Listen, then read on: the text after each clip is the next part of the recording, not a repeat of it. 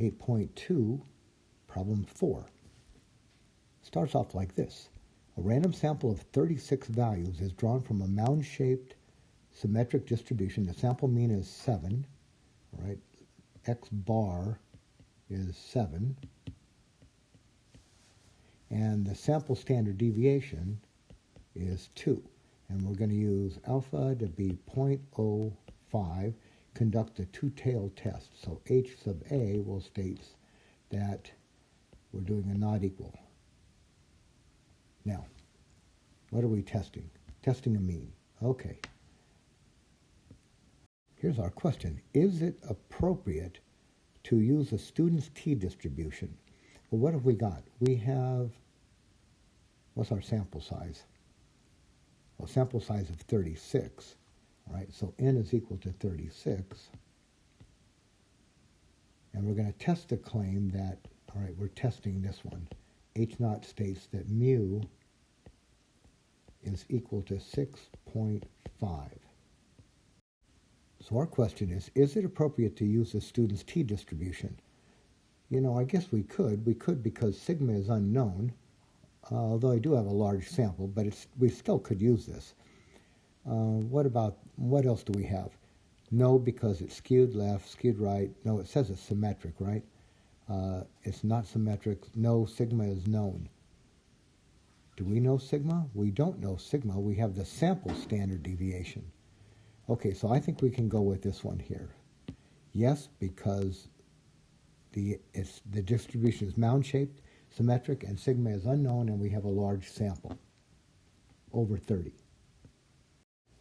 How many degrees of freedom do we have? Well, degrees of freedom is going to be n minus 1. So we're going to have 36 minus 1. We would have 35 degrees of freedom. Next part is, what are the hypotheses? Well, we're testing that the mean is 6.5 versus that it was, I think it said just conduct a two-tailed test. So look down here for anything that says two-tailed. Not equal to, that's the only not equal to. H naught states that mu is 6.5, and H1 alternate is that it's not 6.5. So that's the only one that makes any sense. Part C asks us to compute the t value. Now we have an x value, but we do have a converter. We can convert t's into x's using, or x's into t's using this converter here. T is equal to x bar minus mu divided by s over square root of n. Remember, if it was z, it would be this. Z is equal to x bar minus mu divided by sigma over the square root of n. All right, but we're using t, so let's substitute here. So x bar is 7 minus the assumed value of the mean, 6.5, divided by s, and we are given s to be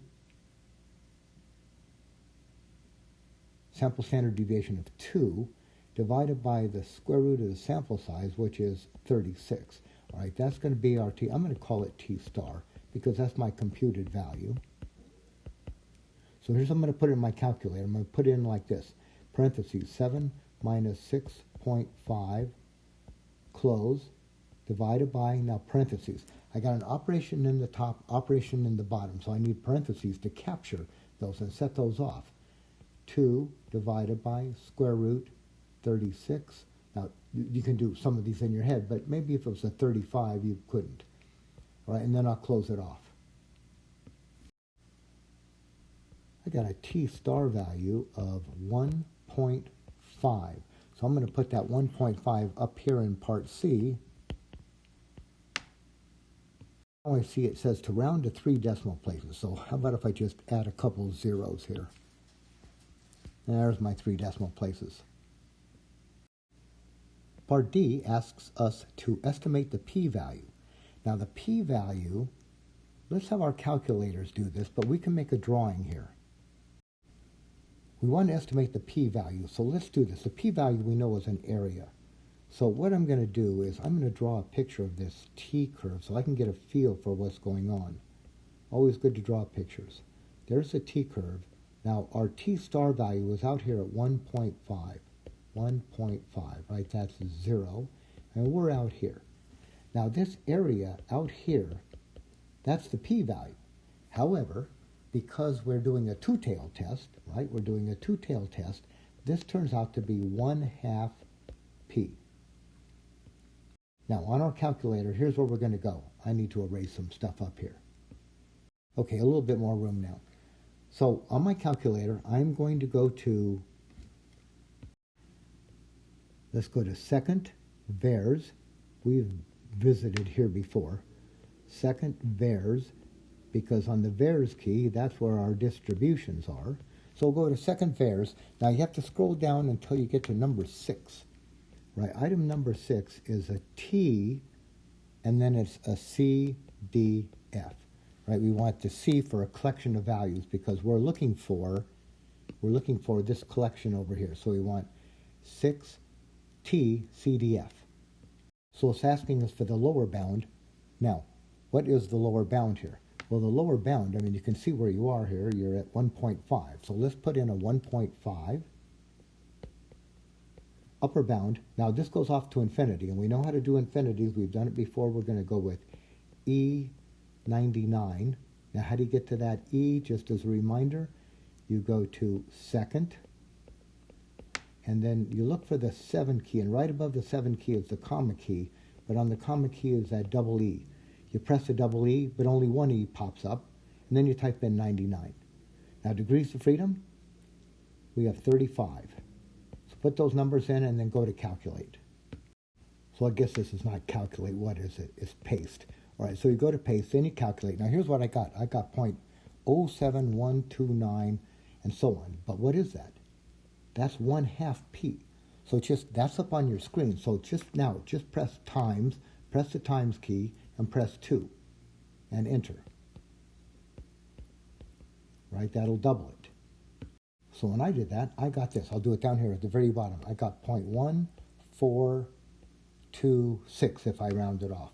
All right, that's what I'm saying my p-value is right there. So we need to compare it. This is about 14.26%. What is this? Well, this is more than 25%. This is 10% to 25%. You know, I think that's where we are. We're at 14. 14 is between 10 and 25. So I'm going to go with this one right here.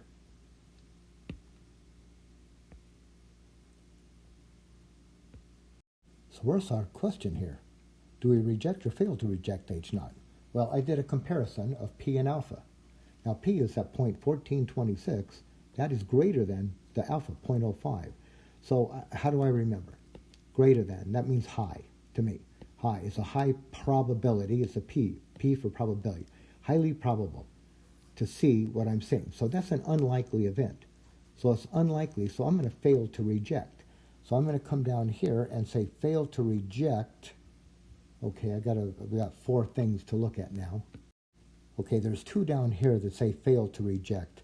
So what is it? If we fail to reject, that means there's really no significant difference between what we observe and what we expect.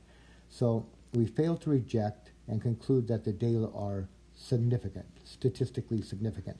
That's not true. If they were significant, we would be rejecting. We're going to fail to reject and conclude that there's no statistical difference between the observed value and the assumed value. So let's go with that one, and then we can answer the last question here. The last question is to interpret the results.